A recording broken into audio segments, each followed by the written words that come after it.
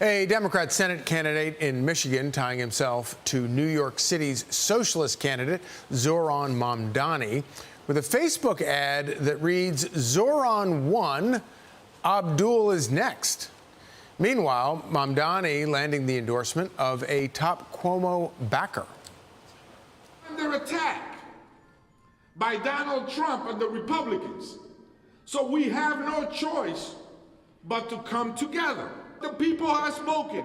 So if for me it is a privilege and an honor to be here and support Assemblyman Zohran Mamdani for mayor of the city of New York.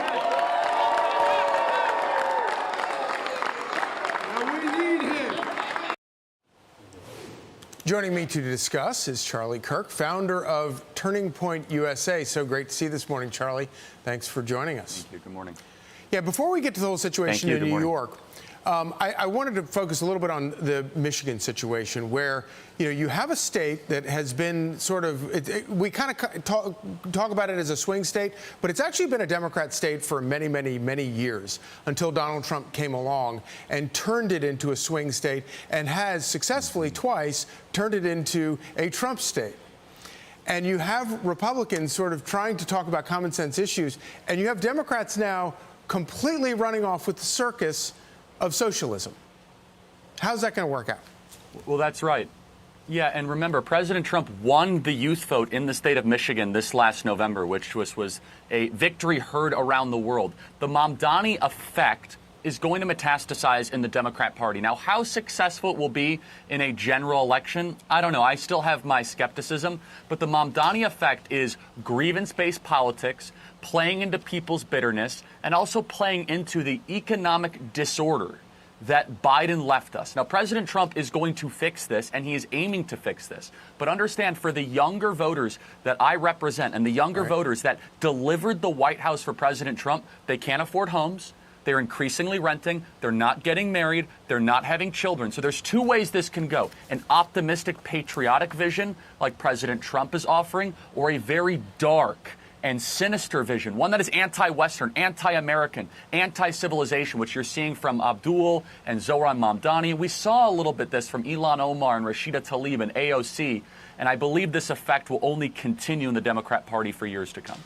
So, of course, obviously, you have devoted your life to talking to young people, and we're reminded of how grateful we are that you have done that. Going to Abdul El-Sayed in Michigan, one of the things this is what he told Newsweek back in July 8th. If President Trump is bringing hate, we bring love. He's bringing more pain, we're bringing healing. If he's bringing that danger and insecurity, we're bringing a kind of empathy and a kind of understanding. Socialism, and this is the frustration, and this is where I think what your work is so important.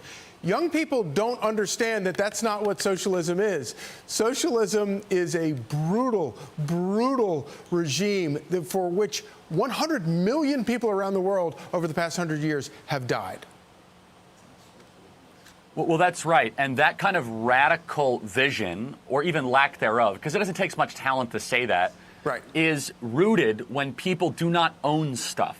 And this is the greatest crisis that is facing us. We need to have a national project, and I believe President Trump will be able to accomplish this. How do we get more young people under the age of 35 to have equity in the system? Yes. Not the Democrat version of equity where they want to have redistribution, but actually, are they paying a mortgage? Do they own stuff? Or are they permanent renters? A permanent renting class in this country is the prerequisite, is the leading ingredient for radical politics that nobody wants to see. We need to reinvigorate the ownership economy, and then all of a sudden, when you own stuff, you're less likely to burn down a Wendy's and vote for candidates like Zohran Mamdani. Indeed. And of course, what we're seeing in Michigan is going to be a problem for Democrats throughout. DNC Chair Ken Martin had this to say about Mamdani. What about concerns from some of your Jewish colleagues in particular about him not outright condemning the phrase globalize the intifada in a recent interview? Some of your Jewish colleagues have said that that could be very disturbing, potentially dangerous. Do you agree with that? you know, there's no candidate in this party that I agree 100% of the time with, to be honest with you. There's things that I don't agree with Mamdani that he said. But at the end of the day, I always believe, as a Democratic Party chair in Minnesota for the last 14 years, and now the chair of the DNC, that you win through addition. We are a big tent party. Yes, it leads to dissent and debate, and there's differences of opinions on a whole host of issues. So this is just a big tent party. Well, I have two immediate thoughts on that. Number one, he being from Minnesota, he knows exactly how to say nothing while saying a lot of words because he's had to try to defend Ilhan Omar and Keith Ellison. Right. He knows how to defend the anti-civilizational forces in the Democrat Party. But number two, and this is the most important thing for the audience to internalize, you might think the Democrats are going to moderate. You might think that, oh, you know, I went on Gavin Newsom's show and he's going to move to the middle. No, no, no, no. The rise of Mamdani and that ridiculous statement from Ken Martin shows the canary in the coal mine is the Democrats are going to double and triple down on an anti-civilizational agenda. They are going to go more in the encampment direction that we saw at Columbia University and Harvard University, which should be, for everybody in the audience, a chilling alternative if we do not maintain Republican majorities and win in the future. The Democrats, they're going to offer stuff that we have not seen in this country ever. Right. And it's a reminder that we need to teach young people the truth, and you're doing that.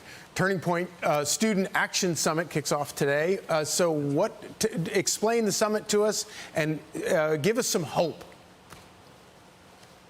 Well, there's a lot of hope. We'll have 7,000 students here in Tampa, Florida, first and foremost celebrating that we kind of accomplished what we set out to do 13 years ago. President Trump won the youth vote back in November. The younger generation delivered the White House for President Trump. So we're celebrating that. But also, the work is not done. We have a mandate to fulfill. We have a lot of work to do. We have to try to create this vanguard against the rise of Mamdaniism, as we are seeing in this country. Because these 7,000 students here in Tampa, Florida this weekend, we have Pete Hegseth, and we have Kristi Noem, and we have Greg Gutfeld. We have amazing speakers will be here, Laura Ingraham. This remnant that we are building with younger voters is one of the most important generational investments.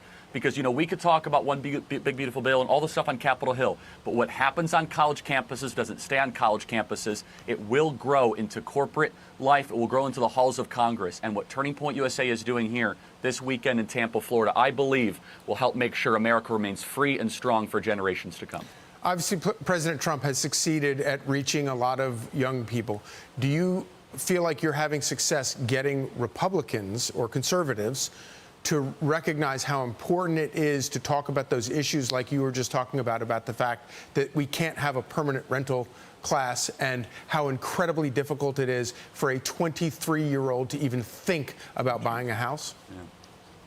It's so important, and President Trump understands this. This is why he won the youth vote in so many states like Michigan, because it's an ongoing, let's say, a journey. Because some Republicans say, look, all we have to do is just cut tax cuts on the corporate side. Guys, no, you have to think more creatively. If you do not have a generation that owns stuff, it's not the same economic model of the 70s and 80s. We've printed trillions of dollars. We're trillions of dollars in debt. Biden let 20 million people illegally into this country. We have to say that there's a new social compact, which is if you have a 28-year-old who has $100,000 in student loan debt because they have a sociology degree and they cannot afford a home in the big 10 biggest cities in America, well, then we are failing that next generation. And that's why President Trump won this demographic, because he promised them he'll deliver for them, and I hope other Republicans follow suit.